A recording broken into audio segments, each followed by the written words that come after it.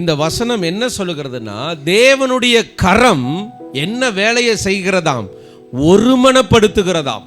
ஒருவேளை உங்களுக்குள்ள ஒருமனம் இல்லைன்னா, உங்கள் வீட்டுக்குள்ளேயோ உங்கள் சபைக்குள்ளேயோ இல்லை உங்களுடைய பிஸ்னஸ் செய்கிற அந்த காரியத்திலையோ இல்லை வேலை செய்கிற ஸ்தலத்திலையோ ஒருமனம் இல்லாமல் இருக்குது அப்படின்னு நீங்கள் ஃபீல் பண்ணீங்கன்னா அதோடைய அர்த்தம் என்ன தெரியுமா? தேவனுடைய கரம் அங்கே இல்லை. தேவனுடைய கரம் இல்லாததுனால தான் நம்மளால் ஒருமனப்பட முடியல. தேவனுடைய கரம் இருக்குமானால் நாம் செய்கிற காரியங்களை ஒருமனமாய் செய்து அதற்கான ஆசீர்வாதங்களை நாம் பெற்றுக்கொள்ள முடியும். யாபேசுடைய ஜெபம் உங்களுக்கு தெரியுமா? அந்த யாபேசுடைய ஜெபத்தை நம்ம வாசிக்கலாம். 1 நாளாகமம் 4வது அதிகாரம் அதன் 10வது வசனம். தேவரீர் என்னை ஆசீர்வதிக்கணும் ஆண்டவரே, என் எல்லையை பெரிதாக்கி, என் எல்லையை நீங்கள் பெரிதாக்கணும். உமது கரம் என்னோடு இருந்து. அவருக்கு தெரிஞ்சிருக்கு இந்த எல்லை பெரிதாகணும்னா, தேவனுடைய ஆசீர்வாதம் எனக்குள்ள வரணும்னா ஆண்டவருடைய கரம் என்ன செய்யணும்? என் கூட இருக்கணும். நல்லா கவனிங்க. தேவனுடைய கரத்தின் மீது வாஞ்சையாய் யாபேஸ் இருந்ததுனால தான் தன் சகோதரர்களை பார்க்கலும் யாபேஸ் எப்படி மாறினார்? கனம் பெற்றவராய் மாறினார். நம்முடைய கனம் எங்கே இருக்கிறது? நம்முடைய மேன்மை எங்கே இருக்கிறது? நம்முடைய ஆசீர்வாதம் எங்கே இருக்கிறது? எல்லாமே தேவனுடைய கரத்தில தான் இருக்கிறது. அல்லேலூயா. இந்த தேவனுடைய கரத்தின் அடையாளம் என்ன? தேவனுடைய கரம் நம்மளை வழிநடத்துகிறது. தேவனுடைய கரம் என்னோடு கூட இருக்கிறதுக்கான அடையாளம் என்ன அப்படின்னு நம்ம பார்க்கும்போது அதுதான் ஒருமனம். ஒருமனம் இல்லாத இடத்துல பிசாசு ஆளுகை செய்ய ஆரம்பிப்பான். உங்கள் வாழ்க்கையில் உங்கள் குடும்பத்தை எடுத்துக்கோங்க. நீங்கள், உங்கள் கணவர், உங்கள் பிள்ளைகள், நீங்கள் ஒரு மனமாகவே இல்லைன்னு வச்சுக்கோங்க. உங்கள் லைஃப்பில் நீங்கள் கடைசி வரைக்கும் வாழ்வீங்க. உங்கள் வாழ்க்கை போய்கிட்டே இருக்கும். ஒவ்வொரு நாளும் என்ன பாடுகளோ, என்ன துன்பங்களோ, என்ன துக்கங்களோ அதை சந்தித்து ஜெயிச்சு போய்கிட்டே தான் இருப்பீங்க. ஆனால் அந்த மேன்மைக்குரிய ஆசீர்வாதம், அல்லேலூயா, அந்த மேன்மைக்குரிய நன்மைகள் நம்முடைய வாழ்க்கையிலே கிடைக்காது. நீங்கள் ஒரு மனமாக குடும்பத்தை நடத்துனீங்கன்னா அங்கே கர்த்தர் வருவார். இதோ சகோதரர்கள் ஒருமித்து வாசம் பண்ணுகிறது எத்தனை நன்மையும் எத்தனை இன்பமுமானது. அது ஆரோனுடைய சிரசின் மேல் ஊற்றப்படுகிற அந்த எர்மோன் தைலத்திற்கு ஒப்பாய் இருக்கிறது. அவனுடைய தாடியில வடிகிற அந்த அபிஷேகமான தைலத்திற்கு அவ்வளவு மேன்மையானது. என்னது? ஒரு மனம். அல்லேலூயா. நம்முடைய வாழ்க்கையில் ஆண்டவர் நம்மளை எல்லாரையும் இணைத்ததுக்கு ஒரு நோக்கம் உண்டு. என்ன தெரியுமா? நம்ம ஒரு மனமாய் வாழ வேண்டும். சத்துருவை நம்ம ஜெயிக்க வேண்டும். சத்துருவின் கிரியைகளை நம்ம ஜெயிப்பதற்காக கர்த்தர் நம்மளை எல்லாரையும் ஒரு மனமாக வாழ சொல்கிறார். உங்கள் குடும்பத்தை இன்றைக்கே ஒரு மனதுக்குள்ளே கொண்டு வர முயற்சி பண்ணுங்க. சில வீட்டிலலாம் பார்த்தீங்கன்னா 2 பிள்ளைகள் 3 பிள்ளைகள் இருப்பாங்களா, 3 ஒன்றுக்குள்ளே ஒன்று பேசிக்கிறாரு. அப்படிப்பட்ட பிள்ளைகள் இங்கே இருக்கிறீங்களா? சில கணவர் மனைவிங்க மாதக்கணக்கில், வாரக்கணக்கில், நாள் கணக்கில் பேசிக்கிற மாட்டாங்க.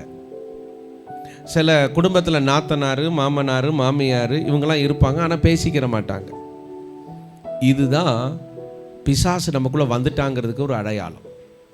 நம்ம பேசணும்னு நினைக்கிறோம், ஆனால் ஒன்று தடுக்கும். யாராவது உணர்ந்திருக்கிறீங்களா? அதை நம்ம அதை சரி பண்ணணும்னு நினைப்போம், ஆனால் ஒன்று நம்மளை தடை செய்யும். நம்ம எப்படியாவது ஐக்கியமாயிரணும்னு ஆவியானவர் நம்மளை உணர்த்துவார், ஆனால் அடுத்ததாக ஏதோ ஒன்று ஐக்கியமாக விடாதபடி தடுக்கும். பாருங்க, இதுதான் பிசாசின் சக்திகள். ஆண்டவர் நம்மளை ஜெயமுள்ள வாழ்க்கை வாழ சொன்னாரே. எங்கே? ஃபுட்பால் கிரவுண்ட்லையா ஜெயமுள்ள வாழ்க்கை? பரீட்சையிலையா ஜெயமுள்ள வாழ்க்கை வாழ சொன்னார்? இப்படிப்பட்ட கிரியைகளை ஜெயிக்க தான் கர்த்தர் நமக்கு பலன் கொடுக்கிறார். ஹல்லேலூயா, ஹல்லேலூயா. நம்ம ஜெயிக்கணும். அந்த பிரிவினைகளை, அந்த கோபங்களை, அந்த மன கஷ்டங்களை எந்த இடத்துல உருவாச்சோ அதை ஆண்டவருடைய பலத்தோடு நம்ம என்ன செய்யணும்? அதை ஜெயித்து அதை சரி பண்ணும் பொழுது அங்கே கர்த்தருடைய மகிமை இறங்கும், அங்கே ஆசீர்வாதம் உண்டாகும். அல்லேலூயா. அப்படி யாராவது பகையோடு இங்கே இருந்தீங்கன்னா இன்னைக்கு அந்த பகையெல்லாம் தூக்கி போட்டுட்டு உங்கள் குடும்பத்துக்குள்ளே சமாதானம் ஆயிருங்க. ஏஞ்சலும் ஜேக்கும் சில நேரம் சண்டை போடும்போது, இனி நான் உன்ட்ட பேச மாட்டேன், இனி நான் உன்ட்ட அப்படின்னு அப்போயே நான் உள்ளே வந்துடுவேன் அந்த சண்டைக்குள்ளே. நீங்கள் என்ன வேணாலும் சண்டை போட்டுக்கோங்க, ஆனால் பேச மாட்டேன், இனி உன் வேலையை பாரு, என் வேலையை பாருன்னு மட்டும் நீங்கள் சொல்லக்கூடாது. ஏன்னா அது ஒரு பிரிவினை, அது பிசாசுக்குரியது. நம்ம பிரிஞ்சிருந்தா பிசாசுக்கு சந்தோஷமா? தெய்வ பிள்ளைகளே, உங்கள் ஆசீர்வாதத்தை தடை பண்ணுகிற அந்த பிரிவினைகளுக்கு நீங்கள் இனிமேல் என்ன செய்யக்கூடாது? யாபேஸ் ஜெபிக்கிறார், ஆண்டவரே உம்முடைய கரம் என்னோடு கூட இருக்க வேண்டும். ஆதியாகமம் புஸ்தகம் 13வது அதிகாரம் 11வது வசனத்தை மைக்ல யாராவது வாசிங்க. அப்பொழுது லோத்து யோர்தானுக்கு அருகான சமபூமி முழுவதையும் தெரிந்து கொண்டு கிழக்கே பிரயாணம் பட்டு போனான். இப்படி அவர்கள் ஒருவரை விட்டு ஒருவர் பிரிந்து போனார்கள். இப்படி அவர்கள் ஒருவரை விட்டு ஒருவர் என்ன செஞ்சாங்க? பிரிந்து போனார்கள். யாரும்? ஆபிரகாமும் லோத்துவும். ஏன் அவங்களால ஒண்ணா இருக்க முடியல தெரியுமா? ஆபிரகாமுடைய வேலைக்காரர்களுக்கும் லோத்துவுடைய வேலைக்காரர்களுக்கும் வாக்குவாதம் வந்துருச்சு. இப்பவே ஆபிரகாம் புரிஞ்சுக்கிட்டாரு, இனி அடுத்து யாருக்குள்ள வாக்குவாதம் வரும்? யாருக்குள்ள வரும்? அடுத்து நிச்சயம் நமக்குள்ள வந்துடும். லோத்துவா இருக்கிற என்னுடைய மகனுக்குள்ளையும் எனக்குள்ளையும் வாக்குவாதம் வந்துடக்கூடாது அப்படின்னு ஆபிரகாம் பயப்படுறார். நீங்கள் யாராவது என்னைக்காவது ஐயோ வாக்குவாதம் வந்துடக்கூடாது, சண்டை வந்துடக்கூடாதுன்னு பயந்துருக்கிறீங்களா? வரட்டும், ஒரு கை பார்த்துருவோம். வாடா வா, நாளைக்கு வா, காலையில் பேசிக்கிறோம், வச்சுக்கிறேன். அப்படி தான் நம்ம செய்வோம்.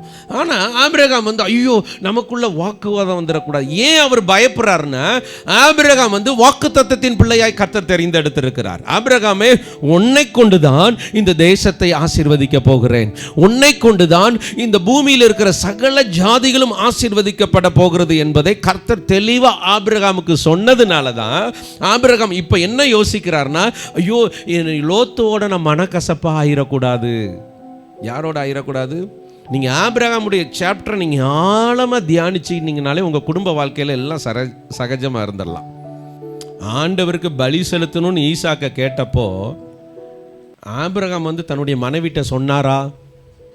எதுக்காக மனைவிட்ட சொல்லலை? எதை மனைவிட்ட சொல்லணும், எதை மனைவிட்ட சொல்லக்கூடாதுங்கிறத ஆபிரகாம்கிட்ட இருந்து தான் கற்றுக்கணும். இந்த சாராள் ஆகாரோட சேரும் அப்படின்னு போய் சேர்ந்தார். இப்போ ஆகாரை விரட்டி விடும் அப்படின்னு என்ன பண்ணாரு? மனைவி பேச்ச ஆபிரகாம் சண்டை போட்டிருக்கணும். அருவி கட்டவலை, நீ தான் போய் சேர சொன்ன, சேர்ந்தேன், இப்போ பிள்ளையும் பிறந்துடுச்சு, மாசமாக ஆயிட்டா, திருப்பி என்னை விரட்டி விட சொல்கிற, அறிவு இருக்கு அவனுக்கு, உன் பேச்சை கேட்டால் இப்படி தான் அப்படிலாம் சண்டை போடல, விரட்டி விட்டுருவோமா, கூப்பிட்டுருவோமா, சேர்ந்துருவோமா. இப்போ பொண்டாட்டி தாசன் யாரு? ஆபிரகாம்.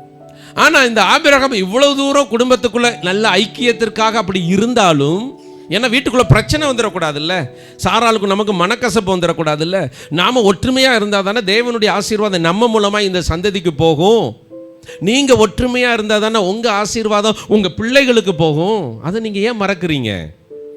அப்போ எல்லாத்துலேயும் கரெக்டாக இருந்த இந்த ஆபிரகாம் எதில் மட்டும் மறைக்கிறார் பாருங்க? கர்த்தருடைய காரியத்தில் மட்டும் கவனமாக இருக்கிறார். தன்னுடைய மனைவிட்ட சொல்லாமல் ஈசாக்க கூட்டிக்கிட்டு போயிட்டாரு. அப்போ ஆபிரகாம் எல்லா காரியத்தையும் எப்படி பண்ணியிருக்கிறார்னா, பிரச்சனை வந்துடக்கூடாது. இப்போ கூட யார் கூப்பிட்டா தெரியுமா? லோத்து கூப்பிடல, ஆபிரகாம் தான் கூப்பிடுறாரு. இங்கே வா லோத்து, எப்பா ஓ மைப்பருக்கும் என் மைப்பருக்கும் என்ன செய்யுது? சண்டை வருது. அதனால நீ கிழக்க போனா நான் மேற்க போறேன், நீ வடக்க போனா நான் எங்கிட்டு போறேன்? தெற்க போகிறேன்னு சொல்லி இந்த வசனத்தின் அடிப்படையில் 2 பேரும் பிரிந்தார்கள். 2 பேரும் நீ இருக்கிற திசையில் தலை வச்சு கூட படுக்க மாட்டேயா? கணவன்மாரை பார்த்து மனைவி சொல்கிறது, இனி உனக்கு மூஞ்சி சோறு ஆக்கி வைப்பேன், தின்னுட்டு ஒழுங்கு அங்கிட்டு போயிரு, எதுவுமே என்கிட்ட பேசாத. இப்படிலாம் நீங்களாம் சொல்லியிருக்கீங்களா? சொன்ன மனைவிகள் ஆசீர்வாதத்தை இழந்து விடுவீர்கள். அதனால் கொஞ்சம் கவனமாக வாயின் வார்த்தைகளை ரொம்ப கவனமாக நீங்கள் பயன்படுத்தணும். இந்த வாயிலிருந்து வார்த்தை வருது பார்த்தீங்களா, இது இஷ்டத்துக்கு பேச வைக்கும், ஆனால் அது கஷ்டத்துக்குள்ளே கொண்டு வந்துடும். நம்ம இஷ்டத்துக்கெல்லாம் பேச முடியாது. கர்த்தர் நம்முடைய வாயின் வார்த்தைகளை கனப்படுத்துகிறார். நீங்கள் ஆசீர்வதிக்கிறவங்களை அவர் ஆசீர்வதிப்பார், நீங்கள் சபிக்கிறவர்களை அவர் என்ன செய்வார்? அப்போ அதனால உங்கள் பிள்ளைகளை பார்த்து நாசமாக போகிறவனே அப்படின்னு நீங்கள் திட்டிட்டீங்கன்னா அவ்வளோதான், முடிஞ்சு போச்சு. தெய்வ பிள்ளைகளே, இது கர்த்தர் நம்ம மூலமாய் தான் ஆசீர்வாதத்தை நம்ம குடும்பத்துக்கு கொண்டு வருவார். எத்தனை பேர் அதை விசுவாசிக்கிறீங்க? அல்லேலூயா. ரெபேக்காள் அக்கா மூலமாக தான். இப்போ இங்கே ஆபிரகாம் ரொம்ப ஞானமாய் செயல்பட்டு லோத்துவை விட்டு பிரிகிறார். பிரிந்தாருங்கிற வார்த்தையை சும்மா பேச்சுக்கு தான் பிரிஞ்சிருக்கிறாரே தவிர, ஆனால் லோத்துவை குறித்தே சிந்தித்து கொண்டிருக்கிறார். மறுபடியும் இந்த சோதம் குமார பாவத்துக்குள்ள போன உடனே இந்த சோதம் குமாரவை அழிக்கணும்னு சொல்லி கர்த்தர் தூதனை அனுப்பிட்டார். இப்போ தூதன் வந்த உடனே ஆதியாகமம் 18வது அதிகாரத்தில் நீங்கள் வீட்டில் போய் வாசிச்சு பாருங்க. அந்த 19ல் இருந்து இந்த ஆபிரகாம் என்ன பண்ணுறாருன்னா, லோத்துவுக்காக பரிந்து பேசுகிறதை நம்ம பார்க்கிறோம். இதுதான் அன்பு. இது பிரிந்தார்கள், ஆனால் அன்பிலே பிரியவில்லை. ஹல்லேலூயா. இவரை குறித்து விசாரிக்கிறார். ஐயா, ஒரு 50 நீதிமான்கள் இருந்தால் அழிக்க மாட்டீங்களா? அதில் 5 பேர் இருந்தால் மட்டும் அழிக்க மாட்டீங்களா? ஆண்டவரே, உமக்கு கோபம் வராது இருப்பதாக இத்தனை நீதிமான்கள் இருந்தால் அழிக்க மாட்டீங்களான்னு ஏன் கேட்டுக்கிட்டே இருந்தார்னா, லோத்துவின் மேலே இருந்த அன்பு. ஹல்லேலூயா. அவங்க பிரியலை, அவங்க அன்புள்ளவர்களாய் இருந்திருக்கிறார்கள். எப்பொழுதுமே ஆசீர்வாதத்தை பெற்றுக்கொள்ளுகிறவர்கள் இப்படித்தான் இறங்கி வருவாங்க எல்லா காரியத்திலும். ஆண்டவரே, சோதங்குமாரை அழிக்க போறீங்களா? ஓகே, அவனையும் சேர்த்து அழிச்சிருங்க. பையன் அன்னைக்கே சண்டையை போட்டு போனேன், அழியட்டும், அவன் போனார். அப்படி தான் நம்ம சொல்லுவோம். ஆனால் நாம் இரக்க குணமுள்ளவர்களாக இருக்க வேண்டும். எப்படிப்பட்டவர்களாக இருக்கணும்? இரக்க குணமுள்ளவர்கள் அவர்கள் இரக்கம் பெறுவார்கள். உங்கள் வாழ்க்கையில் ஆசீர்வாதம் வரணும்னா நீங்கள் மற்றவர்கள் ஆசீர்வாதமாக இருக்கணும்னு நீங்கள் நினைக்கணும்.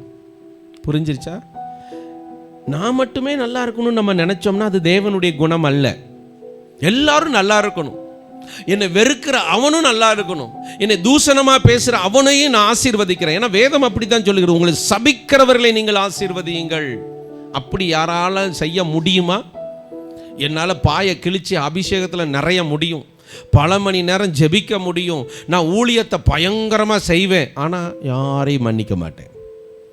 இதுதான் நாம் நம்மளை ஏமாற்றிட்டு இருக்கிற ஒரு விஷயம். ஆண்டவர் ஜெபிக்கிறத வச்சோ, அந்நிய பாஷை பேசுகிறத வச்சோ, இல்லை நீங்கள் பெரிய காரியத்தை ஊழியத்தை செஞ்சதை வச்சுலாம் பரலோகத்துக்குள்ளே கூட்டிகிட்டு போக மாட்டார். உங்களுடைய கிரியைகளை வச்சு தான் பரலோகத்துக்குள்ளே கொண்டு போக போகிறாரு. அதை நீங்கள் மறந்துடாதீங்க. இன்னைக்கு விசுவாசிகளை பிசாசு இப்படி தான் ஏமாற்றிக்கிட்டே இருக்கிறான். கொஞ்சம் கொஞ்சமாக, ஓ ஜோம் பண்ணிட்டோம், சோத்ரா, அல்லேலூயா, ஓ சர்ச்சுக்கு இவ்வளோ தூரம் காணிக்க கொடுத்துட்டோம், அப்பா ஒரு திருப்தி வந்துடுது. இல்லை, நான் எப்படி இருக்கிறேன், என்னுடைய எதிரிகளை நான் எப்படி நேசிக்கிறேன், எனக்கு விரோதமாக இருக்கிறவனை நான் மன்னிக்கிறேன்னா அவனுக்கு நான் கொடுக்கக்கூடிய உள்ளம் எனக்கு இருக்கிறதா? இந்த உள்ளம் உங்களுக்கு மட்டும்தான் தெரியும். ராதா சிஸ்டர், உங்கள் இருதயத்தில் நீங்கள் நினைக்கிறது ஜெனிஃபருக்கு தெரியுமா? ஏன்னா உங்களுக்கு மட்டும்தான் தெரியும். ஆனால் நீங்கள் இருதயத்துக்குள்ள கிறிஸ்துவின் சிந்தையை கொண்டிருக்கிறவர்களாக இருக்க வேண்டும். அல்லேலூயா. கிறிஸ்து எப்படிப்பட்ட சிந்தையை கொண்டிருந்தார்? சிலுவையிலே தொங்கும் பொழுது கூட, சிலுவையிலே தொங்கி மரிக்கும் போது கூட, தனக்கு முன்பதாக காரி துப்பினவர்கள், தன்னை கல்லை கொண்டு எரிகிறவர்கள், தன்னை சபிக்கிறவர்களை அவர் மன்னித்து அன்பு காட்டினார். ஒரு ஆமீன் சொல்லுவோமா? இப்போ ஆண்டவர் இன்னைக்கு நம்முடைய ஆலயத்தில் உங்களோடு பேசி கொண்டிருக்கிறார். நீங்கள் ஒருமனப்படணும்னா சில காரியங்களை விட்டு கொடுத்தாதான் ஒருமனப்பட முடியும். சிலரை மன்னிச்சாதான் நம்ம ஒருமனப்பட முடியும். சிலரை அந்த கசப்புகளை விட்டுட்டு அவங்கள நேசிச்சாதான் நம்ம ஒருமனப்பட முடியும். ஆனால் அந்த ஒரு மனதுக்குள்ளே தான் ஆசீர்வாதம் இருக்கிறது. இந்த வாரத்திலிருந்து உங்கள் குடும்பத்துக்குள்ளே அப்படியே ஒரு மனம் அப்படியே மணக்கணும். வருமா? செய்வீர்களா? கர்த்தர் உங்களை ஆசீர்வதிப்பார். அல்லேலூயா. அப்போது ஆபிரகாம் ஆசீர்வாதத்தின் தகப்பனாக இருந்ததுக்கு காரணம் என்னென்னா, ரொம்ப அழகாக ஹேண்டில் பண்ணியிருக்கிறார். ஒவ்வொரு சூழ்நிலையையும், ஒவ்வொரு பிரச்சனைகளையும், குடும்பத்துக்குள்ளே இருக்கிற எல்லா காரியத்தையும் அழகாய் கொண்டிருக்கிறார். அதனால தான் அவரால் செய்ய முடிஞ்சது. கலாத்தியர் எடுத்துக்கொள்வோம். 3வது அதிகாரத்துக்கு நேராக வருவோம். கலாத்தியர் 3:27 வசனம். ஏனெனில் உங்களில் கிறிஸ்துவுக்குள்ளாக ஞானஸ்தானம் பெற்றவர்கள் எத்தனை பேரோ அத்தனை பேரும் கிறிஸ்துவை தரித்து கொண்டீர்களே. இப்போ நாம யாரை தரித்து இருக்கிறோம்? கிறிஸ்துவை தரித்து கொண்டவர்கள். ஒரு அல்லேலூயா சொல்லுங்க. எப்படி தரித்திருக்கிறீர்கள்? அடுத்த வசனத்தை வாசிப்போம். யூதன் என்றும் கிரேக்கன் என்றும் இல்லை, அடிமை என்றும் சுயாதீனன் என்றும் இல்லை, ஆண் என்றும் பெண் என்றும் இல்லை, நீங்கள் எல்லாரும் கிறிஸ்துவுக்குள் ஒன்றாயிருக்கிறீர்கள். இதுதான் கிறிஸ்துவை நாம் தரித்து கொண்டதற்கான ஒரு அடையாளம். அல்லேலூயா. நம்ம ஞானஸ்தானம் பெற்றது அது ஒரு அடையாளம். ஆனால் அன்னைக்கோட நம்முடைய காரியம் முடிந்து விடக்கூடாது. எதற்காக ஞானஸ்தானம் எடுத்தோமோ அதை நம்முடைய வாழ்க்கையில நடைமுறைப்படுத்த வேண்டும். புரிஞ்சு போச்சா? நம்ம ஞானஸ்தானம் எதற்காக எடுத்தோம்? திருமணத்திற்காக. என் பேர் ஞானஸ்தானத்தில் வரணுங்கிறதுக்காக, நான் சபையில் ஒரு அங்கத்தினராக மாறுவதற்காக நம்ம ஞானஸ்தானம் எடுக்கவில்லை. நாம் கிறிஸ்துவை தரித்து கொள்ளும்படியாக ஞானஸ்தானம் எடுக்கிறோம். தண்ணீரிலே மூழ்கி எழும்பும் போது பழைய மனிதனை களைந்து போட்டு புதிய மனிதனாக எழும்புகிறோம். அந்த புதிய மனிதனாக எழும்புவதற்கான அடையாளம் என்ன? கிறிஸ்துவை தரித்திருக்கிறோம். அல்லேலூயா. அது வரைக்கும் எதை தரித்திருந்தோம் தெரியுமா? உலகத்தை தரித்திருந்தோம். உலக காரியங்கள், உலக பழக்கங்கள், உலகத்தில் இருக்கிற மாம்சத்தின் கிரியைகளை தரித்திருந்தோம். அந்த கோபம், எரிச்சல், மாம்ச விகாரம், இன்னும் என்னென்ன காரியங்கள் இருக்கிறதோ அது எல்லாத்தையும் நாம் தரித்திருந்தோம். ஆனால் ஞானஸ்தானம் எடுத்த உடனே கிறிஸ்துவை தரித்து விட்டோம். ஆகவே நாம் கிறிஸ்துவை காட்டுவதற்கான முதல் அடையாளம் என்னன்னு கேட்டிங்கன்னா, நாம் ஒன்றாயிருப்பது. நாம் ஒன்றாயிருப்பதை பிசாசு பிரித்து வச்சிருக்கிறான். நம்ம ஒன்றா இருக்கிறத பிசாசு என்ன செஞ்சுருக்கான்? பிசாசுனா யார்? இந்த உலகம்தான். இந்த உலகம்தான் பிசாசு. இந்த உலகத்திலேருந்து வருகிறது எல்லாமே பிசாசினால் உண்டானவைகள். நல்லா புரிஞ்சுக்கோங்க. இந்த உலகத்திலேருந்து வர்றது எல்லாமே யாரால் உண்டானது? பிசாசால் உண்டானது. ஆகவே இந்த பிசாசு சில பிரிவினைகளை இந்த உலகத்திலேருந்து வச்சிருக்கிறான். பவுல் அவ்வளோ ஆழமாக போய் சொல்லிட்டாரு, ஆணென்றும் இல்லை பெண்ணென்றும் இல்லை. இதை விட என்னங்க இருக்கு? நீங்க எனக்கு பதில் சொல்லுங்க. கிறிஸ்துவுக்குள்ளாக ஆணென்றும் இல்லை பெண்ணென்றும் இல்லை என்று சொல்லிவிட்டால் இதை தாண்டி பேசுவதற்கே ஒன்றும் இல்லை. இந்த உலகத்தில் பிரிவினைகள் அப்படின்னா என்ன சொல்லுவாங்க? ஜாதியை சொல்ல மாட்டாங்க. ஏன்னா ரொம்ப டீசெண்டானவங்க. உள்ளே வச்சுக்கிடுவாங்க, வெளியே காட்ட மாட்டாங்க. உள்ளே இருக்கும் ஆனால் வெளியே என்ன செய்ய மாட்டாங்க? காட்ட மாட்டாங்க. இல்லை, நிறைய பேர் பாஸ்டர் ஜாதி பிரச்சனையே இல்லை, எனக்கு பொண்ணு பாருங்க, மாப்பிள்ளை பாருங்கன்னு சொல்கிறாங்க. பார்த்துட்டு இந்த ஜாதி தான் சொன்ன உடனே அதை ஒரு காரணமாக காட்டி, இல்லை பாஸ்டர் அந்த ஜாதி தான் உங்களுக்கு உள்ளத்துக்குள்ளே இருக்குது, அவங்க எதிர்பார்க்குறது ஒரு கேட்டகரியாக ரெண்டாக பிரித்து வச்சுருக்கிறாங்க. இதெல்லாம் மேலோட்டம், இதெல்லாம் கீழோட்டம் சொல்லி ரெண்டாக பிரித்து வச்சுட்டு அவங்க மைண்டுக்குள்ளே வச்சுக்கிட்டு, ஆனால் வெளியே சொல்கிறது என்ன தெரியுமா? ஆண்டவருக்குள்ளே நான் பார்க்க மாட்டேன், யாராக இருந்தாலும் பரவாயில்ல. பாவம், நாங்கள் அலைஞ்சி திரிஞ்சு ஒரு 10 பேரை காட்டுவோம், ரிஜெக்ட். ஏன்னா உள்ளே இருக்குது, ஆனால் வெளியில் பேச்சு வேற, உள்ளே இருக்கிறது வேற. ஆனால் கர்த்தர் எதை பார்க்குறாரு? உள்ளத்தான் பார்க்குறாரு. அது இந்த முட்டா பயல்களுக்கு தெரிய மாட்டேங்குது. சரிங்களா? உள்ள பார்க்குறவர் ஆண்டவர். அல்லேலூயா. ஆனால் நம்ம வெளியே நடிக்கிறதுக்காக ஆண்டவரை ஏமாற்ற முடியாது. அவர் உள்ளந்தரியங்களை சோதித்து அறிகிறாராம். உள்ளந்தரியங்களை சும்மா பார்க்குற தேவன் அல்ல, உள்ளந்தரியங்களை சோதித்து, இவன் உண்மையா, சரி நாளைக்கு பார்ப்போம் இவன் என்ன பண்ணுறான்னு, சரி நாளைக்கு இவன் சொந்தக்காரன் வரும்போது இவன் என்ன பண்ணுறான்னு பார்ப்போம்னு சொல்லி ஆண்டவர் சோதித்து அறிகிற தேவனாக இருக்கிறார். அப்போது இன்னைக்கு நம்ம ஜாதியில் பிரிஞ்சிருக்கிறோம், ஏற்றத்தாழ்வு, பணக்காரன் அவன் பெண், நிறைய விஷயத்தில் பிரிஞ்சிருக்கிறோம். ஆனால் இதெல்லாம் நான் பார்க்க மாட்டேன்னு சொல்கிறவங்க என்ன எழுதுவாங்க? நான் ஆண், நான் பெண். இதில் எந்த மாற்றமும் இல்லை. சொல்லுங்கங்க, உங்கள்கிட்ட தான் கேட்குறேன். அக்கா, கக்கூசுக்குள்ளே எந்த கக்கூசுக்குள்ளேயாவது போக முடியுமா? கொன்றுவாங்க. முன்னாடி பார்க்கணும், அந்த ஆண் அல்லது பெண்ணுங்கிற ஒரு போட்டா இருக்கும், அதை பார்த்துட்டு தான் நம்ம உள்ளே போக முடியும். அப்போ இந்த பிரிவினை எல்லா இடத்துலையுமே இருக்கிறது. ஆனால் பரிசுத்த வேதாகமம் நமக்கு கற்றுக் கொடுக்கிறது, ஆண்டவருக்குள்ள வந்ததுக்கு அப்புறம் ஆணும் இல்லை பெண்ணும் இல்லை, எல்லாரும் சகஜம்தான். எல்லாரும் ஒரே இருதயத்தை, கிறிஸ்துவை தரித்து கொண்டிருக்கிறோம். எதற்காக தரித்திருக்கிறோம்? ஒரு மனதிற்காக தரித்திருக்கிறோம். அதில் ஆணென்றும் இல்லை பெண்ணென்றும் இல்லை. இதுக்கு மேலே நீங்கள் ஜாதி பார்த்தீங்கன்னா நீங்கள் தான் கர்த்தரை தரித்து கொள்ளாதவர்கள். நீங்கள் யார்? கர்த்தரை தரித்து கொள்ளாதவர்கள். ஜாதிங்கிற ஒன்று இந்த உலகத்தில் இருந்து தான் வந்துச்சே தவிர ஆண்டவர் நமக்கு ஏற்படுத்தலை. ஆண்டவர் அடிக்கடி சொல்லிட்டு போனது ஒன்றாக இருக்கணும், பிரிவினைகள் இருக்கக்கூடாது. கிரேக்கன் என்றும் இல்லை, யூதன் என்றும் இல்லை. அந்த பிரிவினைகளை அவர் உடைக்கிறார். அங்கே தெய்வ பிள்ளைகளே, இன்னைக்கு வரைக்கும் உங்கள் வேதனைகளுக்கு காரணம் என்ன தெரியுமா? கிறிஸ்துவை தரித்து கொள்ளாமல் நம்ம வாழ்ந்து கொண்டிருக்கிறோம். கிறிஸ்துவை தரித்து கொள்ளாமல் உலகத்தை தரித்திருக்கிறோமே, அதுதான் வேதனை.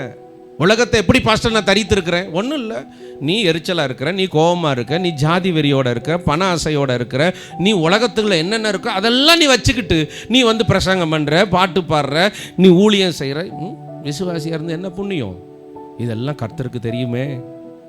அதனால இன்னைக்குல இருந்து நாம் கிறிஸ்துவை தரித்து கொள்கிறவர்கள். அதுக்கு அடுத்த வசனம் சொல்லப்பட்டிருக்கும், நல்ல கவனிங்க. நீ கிறிஸ்துவை உடையவர்களானால் ஆபிரகாமின் சந்ததியாரும் வாக்கு தத்தத்தின்படியே சுதந்திரராயும் இருக்கிறீர்கள். இந்த மேன்மைகள், இந்த ஆசீர்வாதங்கள், இந்த நன்மைகள், ஆபிரகாமுக்குரிய ஆசீர்வாதங்கள் எல்லாம் நமக்குள்ள வரணும்னா நாம் ஒற்றுமையாய் ஒரு மனமாய் இருக்க கர்த்தர் விரும்புகிறார். அப்போஸ்தலர் 2:46 வாசிங்க. கபடமில்லாத இருதயத்தோடு அவர்கள் வாழ்ந்திருக்கிறார்கள். அல்லேலூயா. பாஸ்டர், நான் கபடமில்லாத இருதயம் உள்ளவன் அப்படின்னு சொல்றவங்க கை தூக்கி காட்டுங்க, நான் உங்களை பார்க்க ஆசைப்படுறேன். ஒரு டிக்கெட் கூட இல்லையே. கபடம் இல்லாத இருதயம்னா என்னது? நீ என்னை வஞ்சா கூட ஏதோ பாவம் ஜெனிஃபர் கோபத்தில் திட்டுறா அப்படின்னு சொல்லி அதை கேஷுவலாக எடுத்துகிட்டு நான் போயிடுவேன். ஆனால் நமக்குள்ளே கபடம் நிறையா இருக்கும். ஒருத்தன் நம்மளை சாதாரணமாக பார்த்துட்டு போயிருப்பான், அதை நம்ம இமேஜினேஷன் பண்ணி இவன் பார்த்த பார்வை நேற்று மாதிரி இல்லையே, முந்தா நேற்று மாதிரி இல்லையே, பிசாசு நமக்குள்ளே வேலை செய்ய ஆரம்பிக்கிறான். போன வாரம்லாம் இந்த அக்கா நம்மகிட்ட நல்லா பேசினாங்க, இந்த வாரம் மட்டும் நல்லா பேசலையே, என்ன விஷயமா இருக்கும்? அப்படி ஒரு யோசனை வரும்போது இந்த இருதயத்துக்குள்ளே கபடு வருகிறது. உடனே இதை நம்ம ரிலீஃப் பண்ணி ஆகணும், ஏன்னா இது நமக்கு ஓட்டை. ஸோ அந்த விஷயத்தை, அந்த காரியத்தை நம்ம கபடம் இல்லாமல் மாற்றணும். மஞ்சு பயங்கரமாக ட்ரெஸ்ஸு போடுறா, முன்ன மாதிரிலாம் இல்லை, அது என் இருதயத்துக்குள்ளே இருக்குது. இப்படி வச்சுக்கிட்டே நான் மஞ்சிட்ட பேசுகிறேன்னா எனக்குள்ளே கபடு இருக்குது. ஸோ கபடம் இல்லாத இருதயம்னா கள்ளங்கபடு இல்லாத இருதயம். ஆண்டவர் சொன்ன, நீ மனம் திரும்பி சிறு பிள்ளைகளை போல மாறாவிட்டால் தேவனுடைய ராஜ்யத்துக்குள்ளே பிரவேசிக்க முடியாது. நீ மனம் திரும்புறது முக்கியமல்ல, மனம் திரும்பி நீ சிறு பிள்ளையை போல மாறிடணும். அந்த சிறு பிள்ளைகளுக்குள்ள கபடே இருக்காது. குற்றம் கண்டுபிடிக்க தெரியாது அந்த சின்ன பிள்ளைக்கு, குறை சொல்ல தெரியாது. அம்மா லேட்டாக வந்தாலும் அம்மான்னு அழுதுகிட்டே உக்காந்துருக்கும்.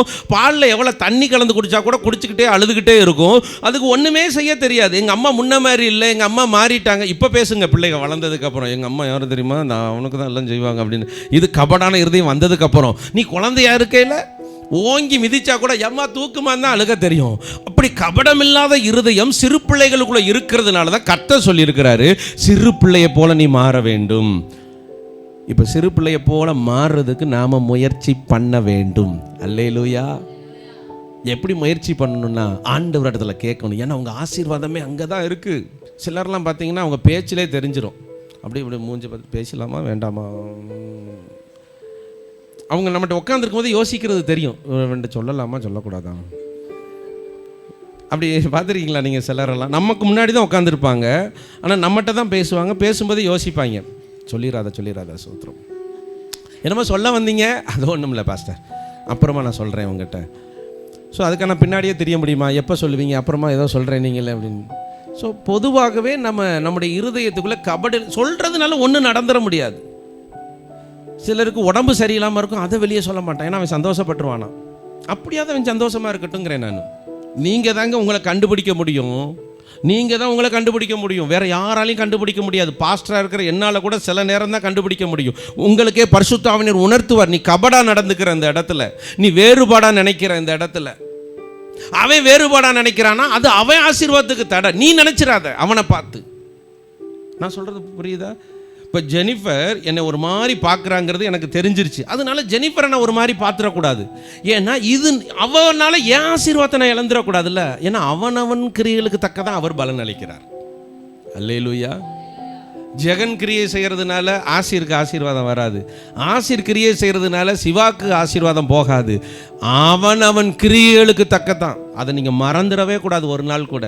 நம்ம என்ன செய்கிறோமோ அதுதான் பலனாய் கர்த்தர் நமக்கு தரப்போகிறார். அல்லேலூயா. தாவீது ஏன் உயர்த்தப்பட்டார் தெரியுமா? தாவீது ஏன் ஆசீர்வதிக்கப்பட்டார் தெரியுமா? ஆண்டவர் சொல்றார், தாவீதை போல இந்த சிங்காசனத்தில் வீற்றிருக்கத்தக்க புருஷன் உனக்கு முன்பும் இல்லை உனக்கு பின்பும் இல்லைன்னு சொல்றதுக்கு ஒரே ஒரு காரணம், தாவீதுக்குள்ள கபடில்லாத இருதயம். சவுல் தன்னை கொல்ல வரான், ஆனால் அவனை போய் காப்பாற்றிட்டு இருக்கிறான், அவனுக்கு உதவி செஞ்சுக்கிட்டு இருக்கிறான், சவுலை நேசிக்கிறான். தெய்வ பிள்ளைகளே, கபடில்லாத இருதயம் அப்போஸ்தலர்களுக்குள்ள இருந்ததுனால அன்றைக்கு சபை வளர ஆரம்பித்தது. இந்த சபைக்குள்ள கபடா யாராவது இருந்தீங்கன்னா சபை வளராது. நம்மளே ஓரமாக வெளியில் போகிறது நல்லது, சபையை வளர விட்டுருவோம். நமக்குள்ள கபடான இருதயம் இருக்குது, நம்ம ஏன் உள்ளே வந்து வந்து வந்து இந்த சபையை கெடுக்க? செத்த பரிமள தைலத்தை நாரி போக பண்ணிடும். நம்ம எல்லாரும் ஒர்ஷிப் பண்ணிக்கிட்டு இருக்கும்போது, ஆராதனை நடத்திக்கிட்டு இருக்கும்போது, இந்த ஆராதனைக்குள்ளே நின்றுக்கிட்டு அவன் என்ன இப்படி பண்ணுறான், இவன் என்ன இதை செய்கிறான், அதென்ன யோசிக்கிறான், இப்படி ஒரு திங்கிங் வந்துச்சுன்னா பிசாசு நமக்குள்ளே வந்துட்டான்னு அர்த்தம். ராதா சிஸ்டர்கிட்ட ஒரு குறையை நான் கண்டுபிடிக்க பழகிட்டேன்னா டெய்லி பிசாசு எனக்கு அப்டேட் பண்ணிகிட்டே இருப்பான், அடுத்தடுத்து குறையை கொடுத்துட்டே இருப்பான். இங்கே பாரு. நான் என்னைக்கு குறையையே டெலீட் பண்ணி கட் பண்ணி தூக்கி போட்டேன்னா அடுத்து அவன் கொண்டு வரவே மாட்டான்.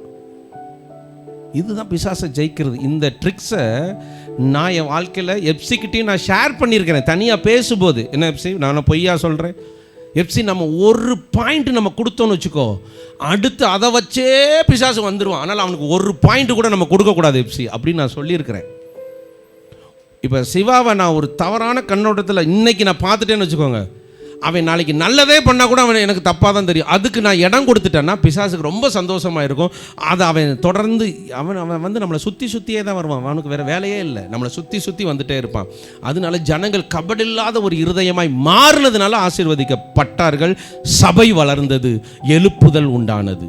ஆமென். நீங்கள் நோட் பண்ணிக்கோங்க, யோவான் 17வது அதிகாரம் 22-23 இயேசு கிறிஸ்து பிதாவை பார்த்து சொல்வார், நாம் ஒன்றாக இருக்கிறது போல அவர்களும் ஒன்றாக இருப்பதற்கு நான் மகிமையை அவர்களுக்கு கொடுத்திருக்கிறேன். எதை கொடுத்திருக்கிறாரா? நீங்க ஒன்றாக இருக்கும்போது தேவ மகிமை உங்களுக்கு கிடைக்கிறது. அல்லேலூயா. இப்ப ஆண்டவர் இன்னொன்று என்ன சொல்றார் தெரியுமா? என் நாமம் மகிமைப்படும் எந்த ஸ்தானத்திற்கும் நான் வந்து, மீதியை சொல்லுங்க, உங்களை ஆசீர்வதிப்பேன். முடிஞ்சு போச்சா? அப்போ நம்ம ஒன்றாக இருக்கும்போது தேவ மகிமை நமக்கு கிடைக்கிறது. தேவ மகிமை கிடைக்கும் பொழுது தேவனுடைய ஆசீர்வாதங்களும் நமக்கு கிடைக்கிறது. ஒரு அல்லேலூயா சொல்ல வேணாமா? எனக்கு அன்பான தேவ பிள்ளைகளே, இங்கே கர்த்தர் நமக்கு கொடுத்திருக்கிற மகிமை எதுக்காகனா நம்ம ஒன்றாக இருப்பதற்காக.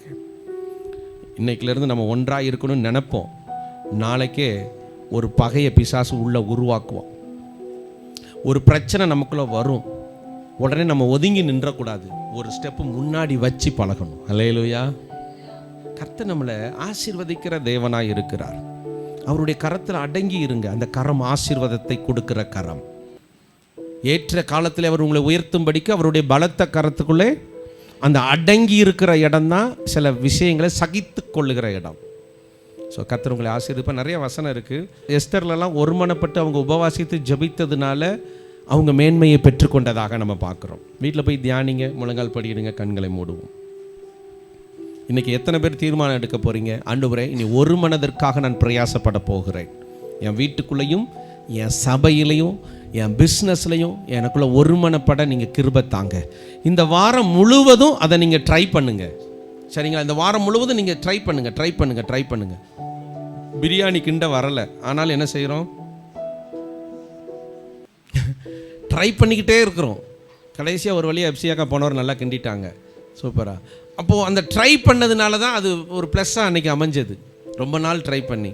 ஸோ இதே மாதிரி தான் நீங்கள் ஒவ்வொரு நாளும் நீங்கள் ட்ரை பண்ணணும். எதுக்காக தெரியுமா? பரிசுத்தமாய் வாழ, உண்மையாய் வாழ. அதுவும் முக்கியமாக ஆண்டவர் சொன்னார், நீ உன்னை நேசிக்கிறவர்களே நேசித்தால் அதனால் என்ன பலன் உண்டுப்பா? பாவிகளும் அதைத்தானே செய்கிறார்கள். உன்னை வெறுக்கிறவர்களை நீ நேசிக்க வேண்டும், உன்னை ஒதுக்கிறவர்களை நீ நேசிக்க வேண்டும். உனக்கு விரோதமாய் நிற்கிறவனை தீமையை நன்மையினால வெல்லு. அல்லேலூயா. தீமையை நன்மையினால வெல்லு. உன் வாழ்க்கையில் இந்த கிரியைகள் வந்துருச்சுன்னா, ஒரு மனதுக்கு இடம் கொடுத்துட்டா, நீங்கள் சண்டை போடாமல் விட்டு கொடுத்தீங்கன்னா ஒரு மனம் வந்துடும். என் மனைவி தான் நான் பேசிட்டு போறா, அந்த மனைவி ஆக்ரோஷமாக பேசிக்கிட்டே இருக்கும்போது, ஏமா ஐ லவ் யூ, அழகாக இருக்குன்னு சொல்லி பாருங்க, ஒரு மனம் வந்துடும்.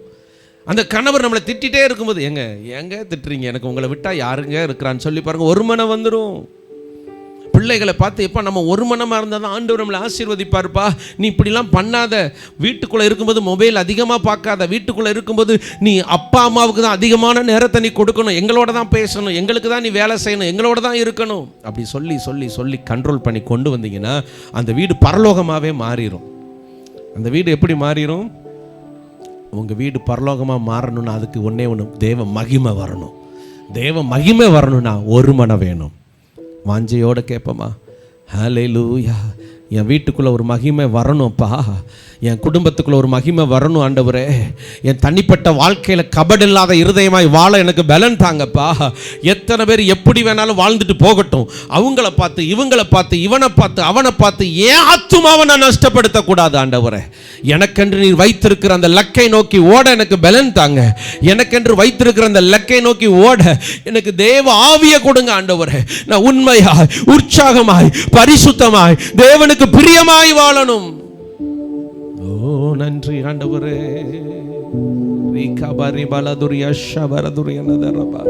இன்னைக்கு ஆண்டவர் ஒரு புதிய மகிமை இங்கே ஊற்றி கொண்டிருக்கிறார். இந்த நாள்ல இருந்து நீங்க வீட்டுக்கு போகும்போது அந்த மகிமை ஆசீர்வாதமாய் மாறப்போகிறது. உங்க வாழ்க்கையில் இருக்கிற தரித்திரங்கள் உங்க வாழ்க்கையில ஆசீர்வாதங்களாய் மாற போகிறது. சட்டியில என்ன குறைஞ்சிச்சோ, எந்த சட்டியில மாவு குறைஞ்சிச்சோ அங்கேயே நிறைவை சாரிபாத் விதவை பார்த்தார்கள். அதே போல எந்த இடத்துல தரித்திரத்தோடு வாழ்ந்தீர்களோ, எந்த பகுதியில கண்ணீரோட இருந்தீர்களோ, கர்த்தர் அங்கே உங்களை களிப்பை உண்டு பண்ண போகிறார். ஓ நன்றி. நல்ல நல்ல நல்ல நல்ல விசுவாசத்தை. ஓ நன்றி ஐயா, நல்லவரே, உம்மை ஆராதிக்கிறோம்.